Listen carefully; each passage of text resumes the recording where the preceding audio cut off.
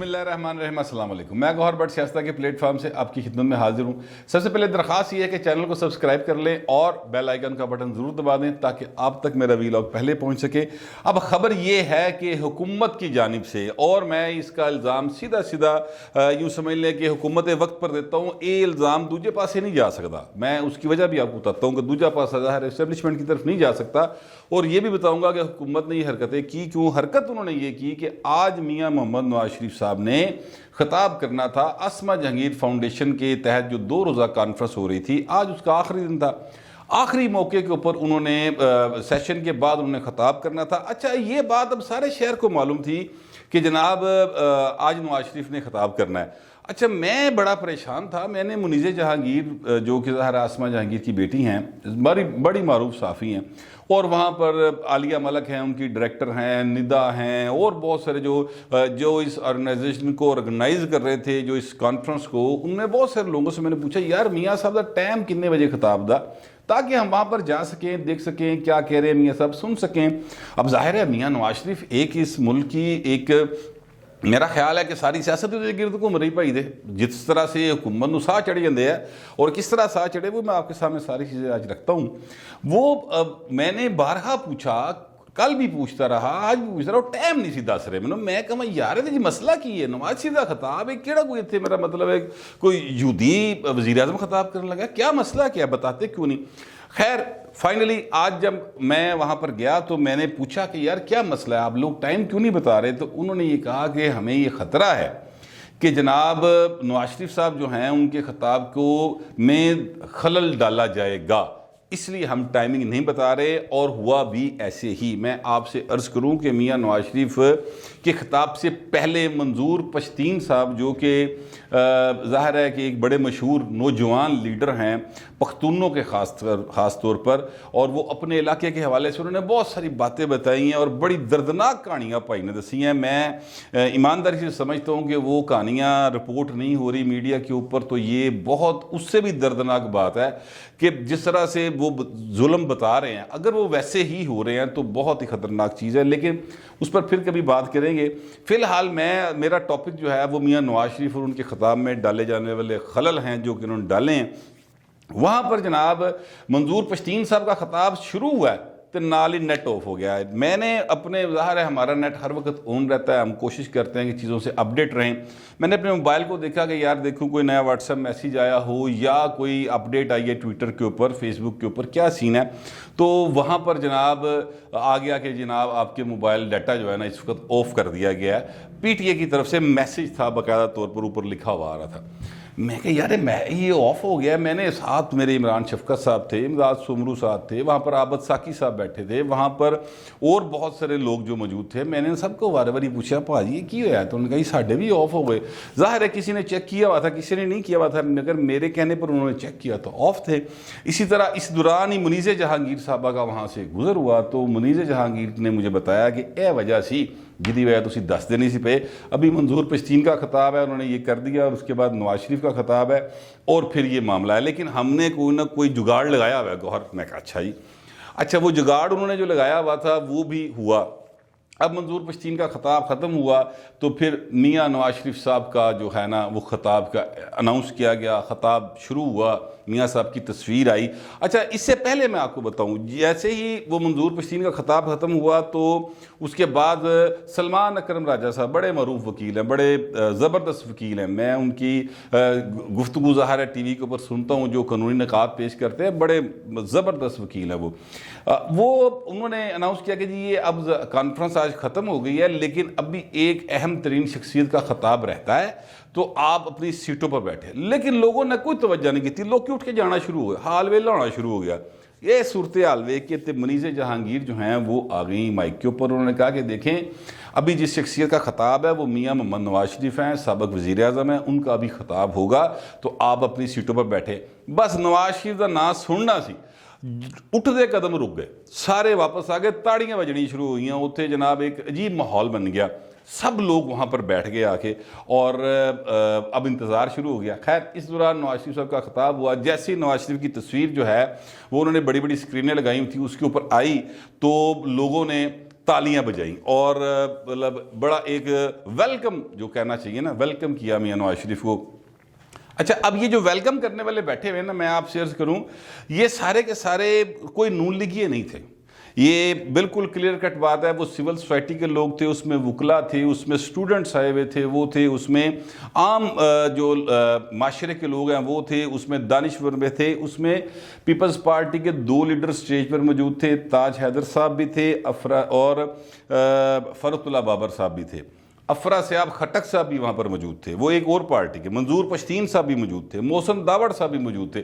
نون league کے بھی leader مطلب پرویز رشید صاحب وہاں پر موجود تھے. مطلب یہ نہیں کہ وہ نہیں تھے، لیکن میں اصل میں جو بات کہنا چاہ رہا ہوں وہ یہ ہے کہ اکراس دی بورڈ جتنے وہاں پر لوگ تھے سب نے نواز شریف کو کیا ویلکم وہاں پر.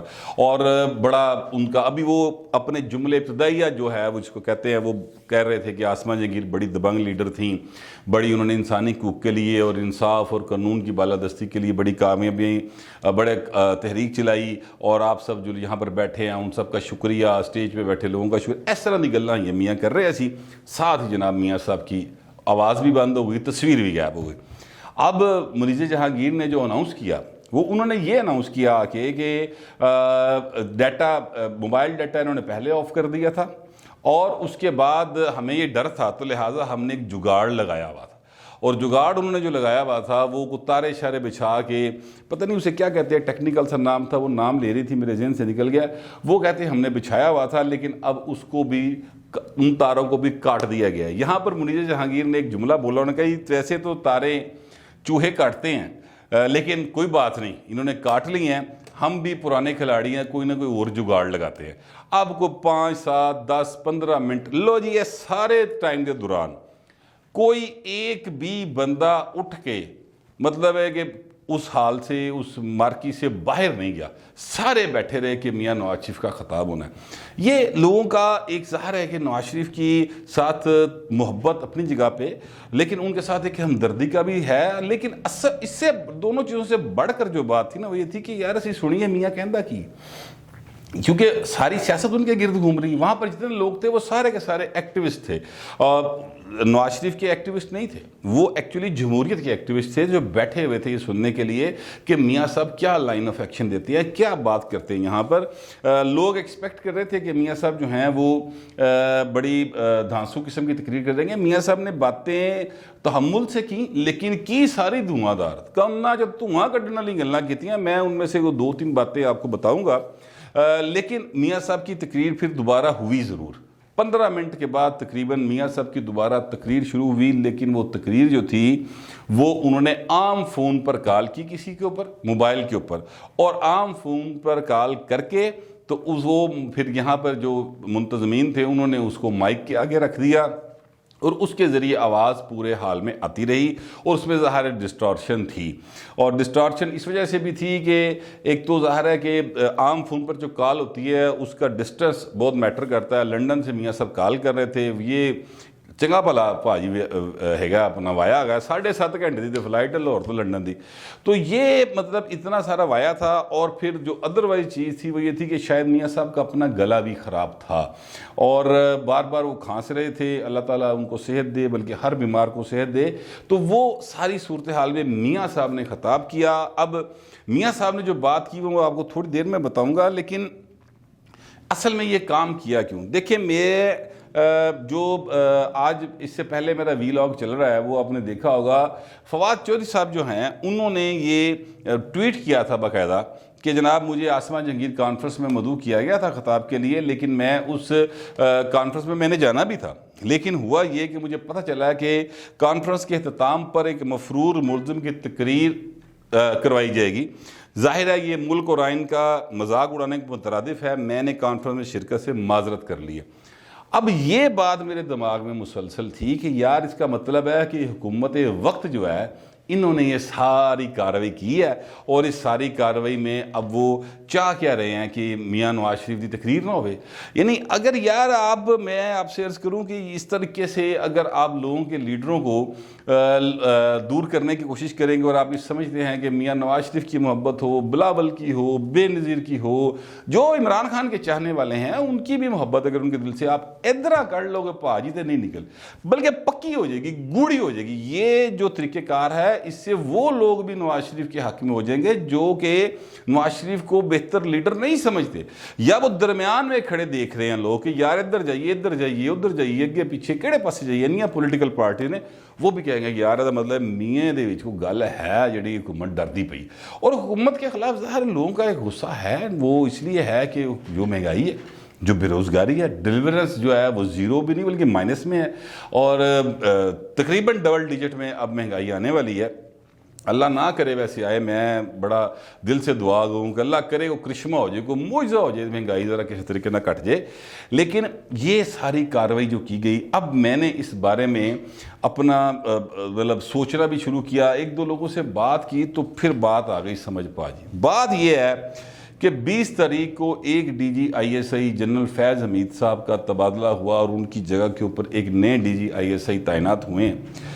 اب مسلم لیگ نون جو ہے نا وہ ساری کی ساری یہ سوچ رہی تھی کہ جناب یہ ڈی جی صاحب جائیں گے تو جو نئے آئیں گے نا وہ پالیسیز بدل جائیں گی, چیزیں تبدیل ہو جائیں گی, تھوڑا سا پولیٹیکل انٹرفیرنس کم ہو جائے گی, اور حالات جو ہیں وہ اپوزیشن کے ساتھ یا نون لیگ کے ساتھ خاص طور پر بہتری کی طرف چلے جائیں گے. ان کا یہ خیال تھا, ابھی بھی وہ یہ سمجھتے ہیں. لیکن آج جو حکومت نے یہ کارروائی کی تو ایکچولی حکومت نے یہ, اب سیاسی لوگ جو وہاں پر بیٹھے ہوئے تھے وہ سارے یہ بات کر رہے تھے کہ حکومت نے یہ کوشش ایکچولی یہ کی ہے کہ نئے جو ڈی جی آئی ایس آئی آئے ہیں ان کے ساتھ یعنی تاثر یہ جائے کہ جناب انہوں دا کام ہے, اسٹیبلشمنٹ دا کام ہے. حالانکہ اس کا اسٹیبلشمنٹ سے میں نے ذاتی طور پہ پتہ کیا ہے کوئی تعلق واسطہ نہیں ہے, نہ انہوں نے اس قسم کا کوئی آرڈر کیا, نہ اس قسم کی کوئی بات کی, نہ ہی وہ اس قسم کا کام میں آئے.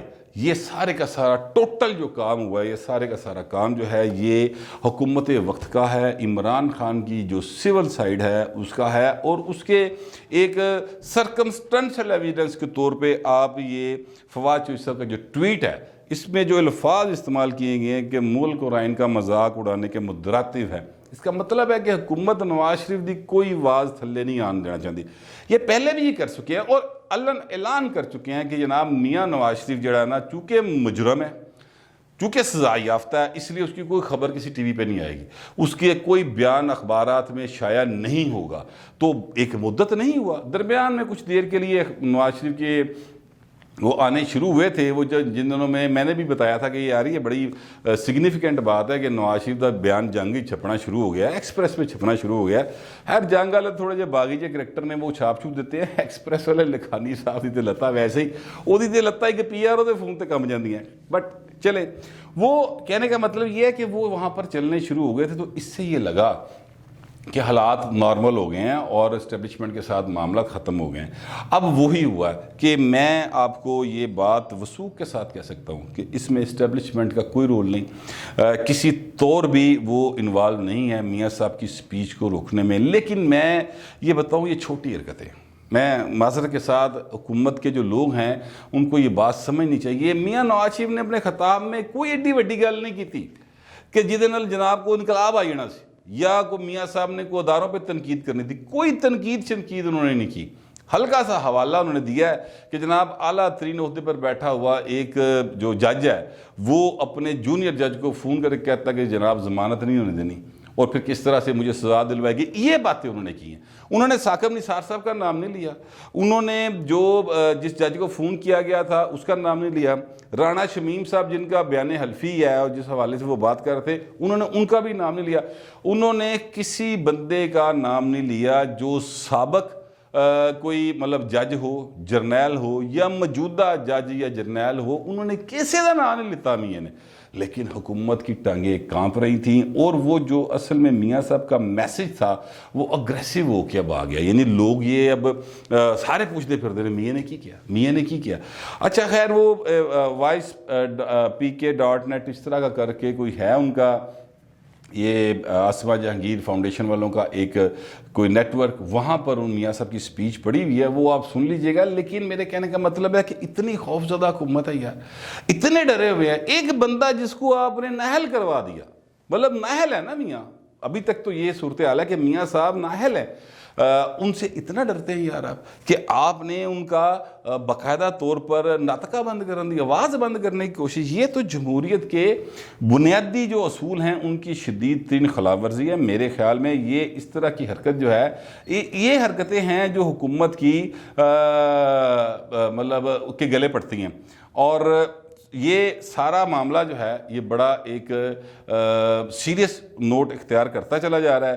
میں آپ کو بتاؤں، اس پر مریم نواز شریف صاحبہ نے ایک ٹویٹ کیا ہے، میں وہ ٹویٹ نکال رہا ہوں، اور انہوں نے کہا ہے کہ imagine how weak and vulnerable they are who cannot stand the truth and have to shut everything down۔ برداشت نہیں کر سکتے تو کرتے کیوں ہو، یہ مریم نواز شریف صاحبہ کہہ رہی ہیں۔ اچھا، یہ ٹویٹ آپ اسکرین پر بھی دیکھ لیں۔ میرے کہنے کا مطلب ہے کہ یار کی کر لینا سی میاں نے کوئی اے کہہ دینا سی کہ سویرے جا کے بنی گلا ہٹا دیو، اگر کہہ بھی دیتے تھے کیڑا کسی نے ہٹا دینا سی یار، آپ بولنے پر پابندی لگا رہے ہیں، پھر آپ کہتے ہیں آپ جمہوری دور ہے۔ احسن بھوم صاحب سپریم کورٹ بار ایسوسیشن کے صدر ہیں، انہوں نے کہا کہ یار جو کچھ آج ہوا ہے نا یہاں پر، ہم سب نے دیکھا ہے، وہ آمریت کے دور میں بھی نہیں ہوا، اور یہ بات درست ہے۔